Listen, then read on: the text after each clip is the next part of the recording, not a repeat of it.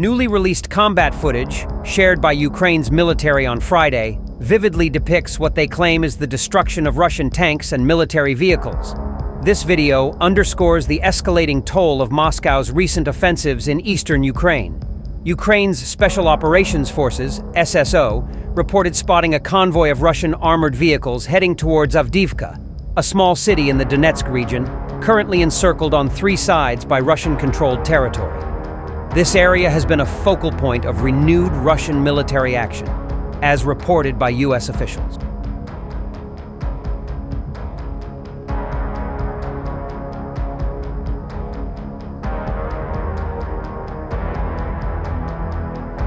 To counter the advancing Russians, the SSO employed a combination of first-person view, FPV drones, Javelin anti-tank guided missiles provided by the United States, and mortars. Their efforts resulted in the destruction of 4 armored personnel carriers, 2 tanks, and an unspecified number of soldiers. It's worth noting that Insider has not yet independently verified the specifics of the video or the losses incurred by Moscow in terms of troops and equipment.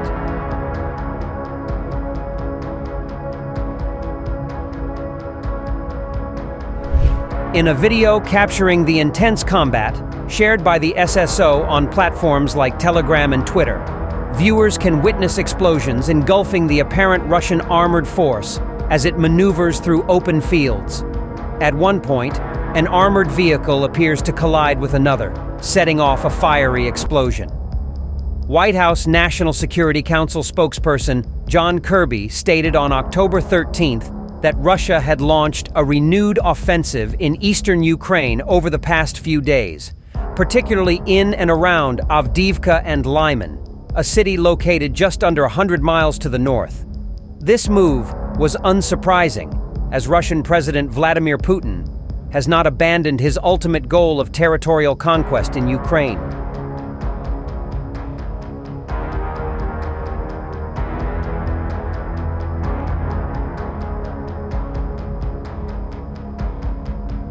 Kirby noted at that time that Russian military forces appeared to be resorting to human wave tactics once again, deploying poorly trained and ill-equipped soldiers directly onto the battlefield without proper preparation.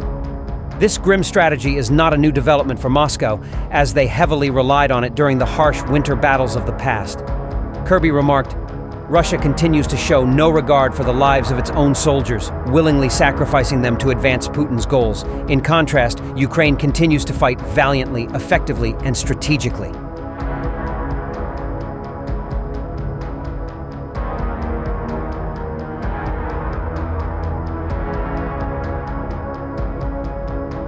Moreover, experts at the Institute for the Study of War, a Washington-based think tank, reported that Russia had suffered significant losses, including dozens of tanks and armored vehicles, during the initial days of the assault near Avdiivka.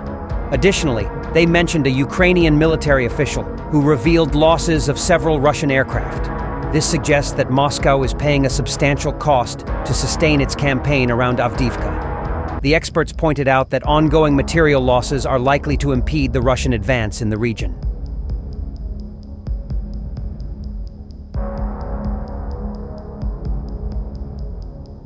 Despite Russia's relentless offensive efforts to encircle the city, Ukraine's SSO stated on Telegram that Kyiv has managed to firmly defend the area, inflicting significant losses on Moscow's forces, including the recent destruction of armored vehicles.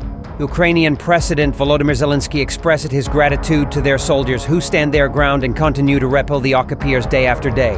He remarked that Russian losses have been notably high and precisely the kind of losses that Ukraine needs at this crucial time.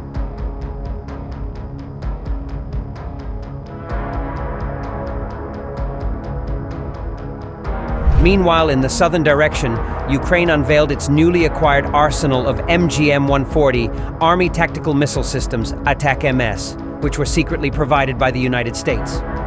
Ukrainian forces used these long-awaited ATAK-MS to strike 2 Russian air bases, resulting in the destruction of several helicopters and a public display of the missile's impressive capabilities. Western intelligence later indicated that beyond the short-term victory for Ukraine, this attack may have a lasting impact on Russia's air power potentially forcing Moscow to withdraw key bases and logistics hubs from the front lines.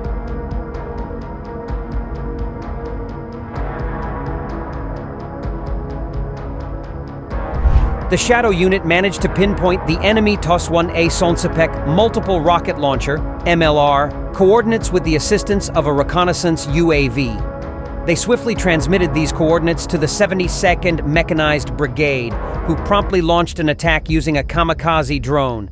The enemy vehicle appeared to be fully prepared for a combat mission, likely loaded with ammunition. Consequently, when the drone struck the multiple rocket launcher, a substantial explosion ensued. Later, the Ukrainian military released footage of the charred remains of this Russian flamethrower system.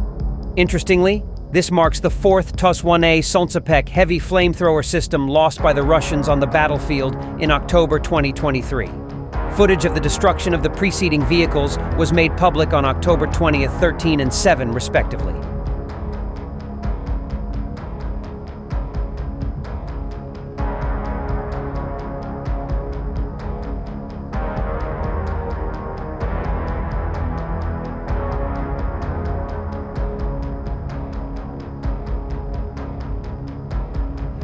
According to Oryx, in October, the Ukrainian Defense Forces set a new record for the destruction of enemy flamethrower systems. The most recent incident represents the 12th TOS-1A system lost by the occupiers since February 2022. It's noteworthy that 3 out of the 4 TOS-1A Solntsepek losses in October were attributed to strike drones, which can obliterate this system, particularly if it is fully loaded with ammunition. Defense Express also reported that Ukraine's paratroopers destroyed 9 of Russia's armored combat vehicles in a single combat engagement. We've also reported that defenders of Ukraine ousted occupiers from a stronghold near Bakhmut.